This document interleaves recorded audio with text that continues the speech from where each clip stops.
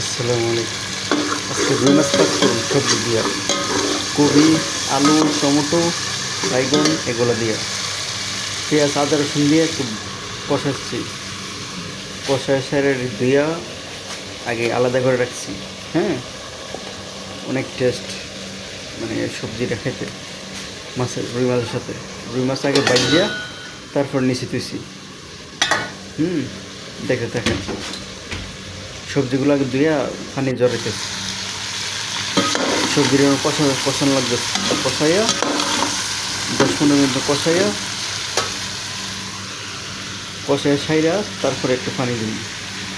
আর রুতুবা দেখেন একবারে ফাঁকটা গরম, ঠাউনি যান একবার গরম বেশি।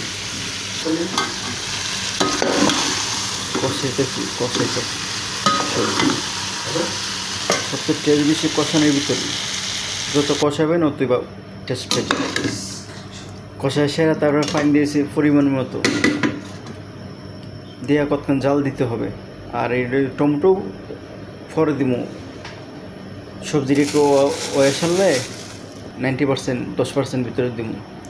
আর এনে বাসমতি চাইল ফাঁক দিতেছি বা ফাঁক করিতেছি লগে থাকেন। মোটামুটি 90% হয়ে গেছে, আর